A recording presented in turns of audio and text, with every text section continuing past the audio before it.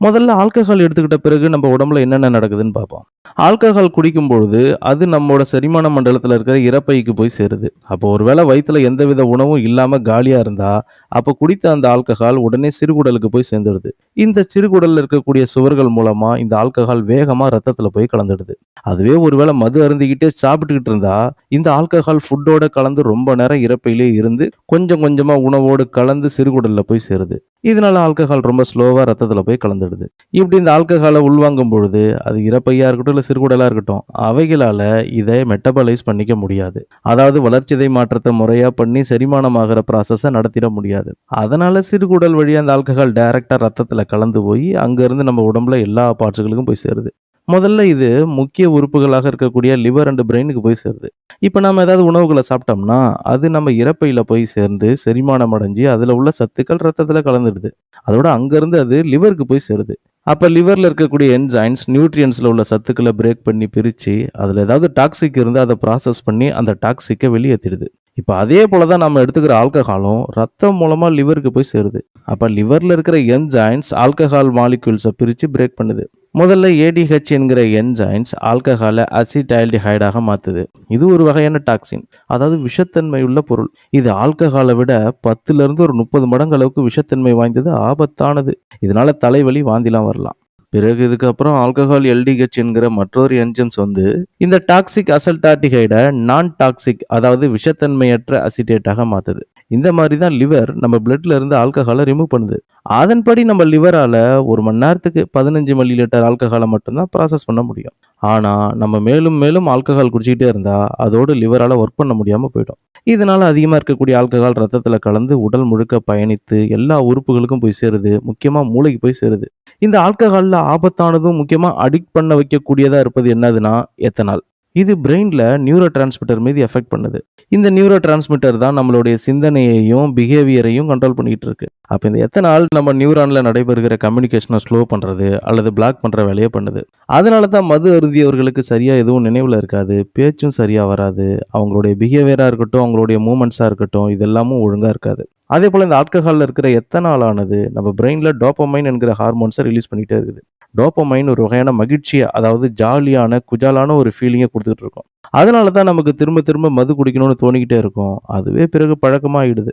அதன்படி ஒரு நபரோட பிளட்ல எந்த அளவுக்கு ஆல்கஹால் இருக்கணுன்றத பிளட் ஆல்கஹால் கண்டென்ட் அல்லது பிளட் ஆல்கஹால் கான்சென்ட்ரேஷன், அதாவது பிஏசின்னு இதை அழைக்கிறாங்க. இந்த பிஎஸ்சின்றது 0.05%க்குள்ளார இருந்தா மது குடித்த நபர் நல்ல ஹாப்பியா ரிலாக்ஸா இருப்பாரு, கொஞ்சம் உளருவார், அவ்வளவுதான். அதுவே 0.06%ல இருந்து 0.15% வரை இருந்தா நடக்கும்போது பேலன்ஸ் இல்லாம தடுமாறுவாங்க, மெமரி சரியா இருக்காது, பார்வை ப்ளூரா இருக்கும். அதோட அதிகமா கோவப்பட்டுட்டே இருப்பாங்க. சவுண்ட் எல்லாம் எங்க இருந்து வருதுன்னு அவங்களால அனலைஸ் பண்ணவே முடியாது. அதோட கவனத்தோடு செய்கிற வேலைகளையும் உங்களால செய்ய முடியாது. எக்ஸாம்பிளா டிரைவிங் பண்ற மாதிரியான வேலைகள். அதனால தான் பல நாடுகள்ல இந்த பிஏசி லெவலானது 0.08% அளவுக்கு அதிக அளவாக இருக்கும் பட்சத்துல அப்ப டிரைவிங் பண்றத குற்றமா கருதுறாங்க. அதுவே இந்த பிஎஸ்சி 0.16%ல இருந்து 0.30%ல இருந்தா அவங்களுக்கு ஆல்கஹால் பாய்சனாவே மாறிடுது. இதனால தலை சுத்தி கிறங்கி விழுவது, வாந்தி வரதெல்லாம் நடக்கும். அதுவே 0.31%ஐ விட அதிகமா போயிட்டா சுவாசிக்க கூட சிரமமாயிடும். பிளட் சர்க்குலேஷன் சரியா நடக்காம கோமாவுக்கு போகிற நிலைமை கூட ஏற்பட்டுடும். அந்த சமயத்துல இறந்து போவதற்கான வாய்ப்புகள் 50% அளவுக்கு இருக்கும் அப்படின்னு சொல்றாங்க. இப்படி லிவர் ப்ராசஸ் பண்ற லிமிட்டை விட பிளட்ல ஆல்கஹால் லெவல் அதிகமாகும் பொழுது அப்ப அந்த மிஞ்சி ஆல்கஹால்கள் பிரெயினோட சேர்ந்து லங்ஸ், கிட்னி வரை போய் சேருது. இப்படி கொஞ்சம் ஆல்கஹால் ஆனது வியர்வையாகவும் யூரியனாகவும் இறுதியா நம்ம விடுற மூச்சு காற்று வழியாகவும் வெளியேறுது. இப்படி நம்ம சுவாசம் மூலமா வெளியேறுகிற அந்த ஆல்கஹாலை வச்சு தான் டிராஃபிக் போலீஸ்கள் பிரீத்தலைசரை வச்சு செக் பண்ணும் பொழுது அப்ப ட்ரிங்க் பண்ணிட்டு டிரைவிங் பண்றவங்க மாட்டிக்கிறாங்க. இந்த பிரீத்தலைசர்ன்றது நம்ம முன்னாடி சொல்லியிருந்த இந்த பிளட் ஆல்கஹால் கண்டென்ட்டை மெஷர் பண்ணிடுது. நம்ம இந்தியாவில் இந்த பிஎஸ்சி லிமிட் ஆனது வெறும் 0.03% மட்டும்தான். இந்த லிமிட்டை விட கடந்து அதிகமாக இருக்கிற சமயத்தில் டிரைவிங் பண்ணுறது குற்றம். இந்த லிமிட் ஆனது ஒவ்வொரு நாட்டிலையும் ஒவ்வொரு மாதிரி இருந்துகிட்டு இருக்கும். அப்போ இந்த எத்தனால் ஆல்கஹாலோட சேர்ந்து மூக்கு, கழுத்து, லங்ஸ் மூலமாக பயணிக்கும் பொழுது அப்போ உள்ளார இருக்கக்கூடிய உறுப்புகளுடைய சென்சிட்டிவ் டிஷ்யூஸ் டேமேஜ் ஆகிடுது. ஒருவேளை கர்ப்பிணி பெண்கள் மது இருந்துன்னா அவங்க ரத்தத்தில் இருக்கக்கூடிய ஆல்கஹால் கருவில் இருக்கக்கூடிய சிசுவுக்கும் போய் சேர்ந்துடுது. அதே போல பலரும் மது அருந்திட்ட பிறகு ஹேங் ஓவர்ன்ற வார்த்தையை அதிகமாக யூஸ் பண்றாங்க இல்லையா? உண்மையிலே ஹேங் ஓவர்னா என்ன? ஹேங் ஓவர் எப்படி ஏற்படுதுன்னு பார்ப்போம். மது அருந்தும் போது ஹேங் ஓவர் வருவதற்கு காரணமே நம்ம முன்னாடி குறிப்பிட்ட எத்தனால் தான். இந்த எத்தனால் ஆனது எல்லா வகையான ஆல்கஹால்லையும் இருந்துட்டு இருக்குது. எத்தனால் எந்த அளவுக்கு அதிகமா இருக்குதோ அந்த அளவுக்கு அதிகமாக ஹேங் ஓவர் ஏற்படும். இந்த ஆல்கஹால் ஆனது நம்ம பாடியில இருக்கக்கூடிய சில வகை ஹார்மோன்ஸ்களை டிஸ்டர்ப் பண்ணிட்டு இருக்கோம். எக்ஸாம்பிளா கோர்ட்டிசால். இந்த ஹார்மோன் நம்ம பாடியில ஃப்ளக்சுவேட் ஆகிறதால நமக்கு பகலெல்லாம் விழித்திருந்து சுறுசுறுப்பா இருந்துகிட்டு இருப்போம். ஆனா ஆல்கஹால் இந்த கோர்ட்டிசால் ஹார்மோன் ப்ரொடியூஸ் ஆகிறதுக்கு தடையா இருப்பதால மது அருந்தியவர்கள் போதையில ஒரு விதமான மயக்கத்திலே இருந்துகிட்டு இருப்பாங்க. அதே போல நம்ம பாடியில வாசோப்ரெசன் என்கிற மற்றொரு ஹார்மோன் இருந்துட்டு இருக்குது. இது நம்ம கிட்னில உருவாகிற யூரியனை கட்டுப்படுத்தி அது வெளியேறுகிற அளவை சீரான முறையில் மெயின்டைன் பண்ணிட்டு இருக்கு. ஆனா ஆல்கஹால் ஆனது இந்த வாசோப்ரெசன் ஹார்மோனை தடுத்துருது. இதனால யூரியன் வெளியேறும் அளவு அதிகரித்து மது அருந்துபவர்களுக்கு அதிகமா சிறுநீர் வந்துகிட்டே இருக்கும். இப்படி உடம்புல இருந்து வாட்டர் அதிகமா யூரியனா வெளியேறதால நம்ம உடம்புக்கு வாட்டர் பத்தாம போயிடும். இதனால பாடி டீஹைட்ரேட் ஆயிடுது. அதனால அதிகமா தாகம் எடுத்துக்கிட்டே இருக்கும். அதோட வாய் வறண்டு போவது, தலைவலி, மந்தத்தன்மை இப்படி இது எல்லாமுமே ஹேங் ஓவரோடைய சிம்டம்ஸ் தான். அதே போல இந்த ஹேங் ஓவருடைய தீவிரத்தன்மையானது எல்லாருக்கும் ஒரே மாதிரி இருக்காது. அந்த நபருடைய ஜெண்டர், வெயிட், ஏஜ், ஜெனடிக் போன்றவைகளை பொறுத்து தான் அமையுது. இது எல்லாமே ஆல்கஹால் குடிப்பதால வரக்கூடிய டெம்பரவரி எஃபெக்ட் தான். ஆனா அதிக காலம் கண்டினியூவா ட்ரிங்கிங் பண்றவங்களுக்கு சில லாங் டேர்ம் எஃபெக்ட் கூட ஏற்படும். மது அருந்துவதால வீணாகிற முக்கிய உறுப்பு தான் லிவர். ஏன்னா நம்ம முன்னாடி சொன்னோம் இல்லையா, ரத்தத்தில் இருக்கக்கூடிய ஆல்கஹாலை லிவர்ல இருக்கக்கூடிய என்சைம் சுத்திகரிப்பு செய்துன்ட்டு. இந்த ப்ராசஸ்ல அசல்டாடிஹைட் என்ற விஷத்தன்மை உள்ள பொருள் வெளிவரும்னு சொல்லியிருந்தோம். ஆனா அப்படி பல காலமா ஆல்கஹால் எடுத்துக்கிட்டதால கிரியேட் ஆகி இருக்கக்கூடிய இந்த விஷத்தால முதல்ல லிவர் வீணாகிடுது. அதோட லிவர் திரும்ப ரிவர்ஸே ஆக முடியாத அளவுக்கு மொத்தமா டேமேஜ் ஆயிடுது. இதனால லிவருடைய ஃபங்க்ஷன் குறைஞ்சு போயிடுது. இப்படி குடிப்பழக்கம் வெறும் லிவரை மட்டும் இல்ல, கிட்டத்தட்ட ஒவ்வொரு உறுப்புகளையும் இம்பாக்ட் பண்ணுது.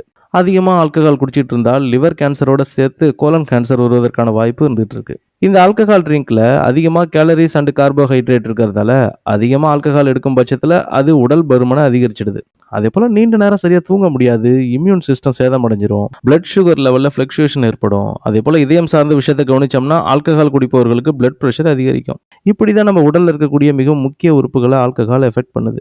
சரி, இதுவரை மது குடிப்பதால நம்ம ஹெல்த் எப்படி வீணாகுது அப்படின்னு பார்த்தோம். ஆனா அப்படி ஹெல்த் இஷ்யூஸ் மட்டும் இல்லாம ஒரு வீட்டுல குடிபோதைக்கு அடிமையான ஒரு நபர் இருந்தா அந்த வீட்டோட நிலைமை எப்படி இருக்கும்னு நம்ம சொல்லி தெரிய வேண்டியதில்லை. அப்படி குடிச்சிட்டு வரக்கூடிய நபர் எந்த கண்டிஷன்ல வரப்போறாரு, என்னென்ன சண்டைகள் பண்ண போறாருன்னு வீட்டில் இருப்பவர்கள் பயந்துகிட்டே இருப்பாங்க. வீட்டில் பெரியவங்கள்ல இருந்து பிள்ளைகள் வரைக்கும் யாருக்கும் நிம்மதியே இருக்காது. அடிக்கடி இவங்க சண்டை போட்டுக்கிறதால அக்கம் பக்கத்தில் இருப்பவர்கள் அந்த குடும்பத்தை மதிக்க மாட்டாங்க. அதே போல விபத்துகள், சண்டைகள், ஹெல்த் இஷ்யூஸ், டிப்ரெஷன் போன்ற பல பிரச்சனைகளுக்கு காரணமாக இந்த மது பழக்கம் தான் இருந்துகிட்டு இருக்கு. ஒருவேளை உங்களுக்கு குடிப்பழக்கம் இருந்தா அதை நிறுத்துறதுக்கு முயற்சி பண்ணுங்க. உங்களால உங்க ஃபேமிலி எந்த அளவுக்கு கஷ்டப்படுறாங்கன்னு ஒரு முறை யோசிச்சு பாருங்க. அதே போல குடிக்கிறது குடிக்காதது உங்க தனிப்பட்ட விருப்பம். ஆனா தயவு செஞ்சு புதிதா ஒருத்தருக்கு அந்த குடிப்பழக்கத்தை கத்துக் கொடுக்காதீங்க. ஏன்னா இந்த ஒரு பழக்கத்தால அவருடைய உடல் நலத்துல இருந்து அவருடைய வாழ்க்கையில, குடும்பத்துலன்ட்டு எவ்வளவோ பிரச்சனைகளை அவர் தொடர்ந்து சந்திக்க வேண்டியதா வரும். அதே போல உங்க ஃப்ரெண்ட்ஸ்ல யாராவது ஒரு முறை சும்மா ட்ரை பண்ணு அப்படின்ற மாதிரி மது கோப்பையை கொடுத்தாலும் அதை வாங்கி குடிக்கவே குடிக்காதீங்க. அதே போல ஸ்மோக்கிங், ட்ரிங்கிங் போன்றவைகளை பழகிக்கணும்னு நினைக்கும் போதெல்லாம் ஒரு முறை உங்க குடும்பத்தை நினைச்சு பாருங்க. உங்களுக்கு குடும்பமே இல்லைன்னா உங்க எதிர்கால நோக்கத்தையும் லட்சியத்தையும் ஒரு முறை நினைச்சு பாருங்க. அது எல்லாத்தையும் இந்த ஸ்மோக்கிங், ட்ரிங்கிங் கெடுத்துரும். இப்படி நம்ம பணத்தை செலவு பண்ணி நம்மளுடைய உடல் நலத்தையும், சுயமரியாதையும், மன அமைதியை வீணாக்கிக்கிறது நல்லது.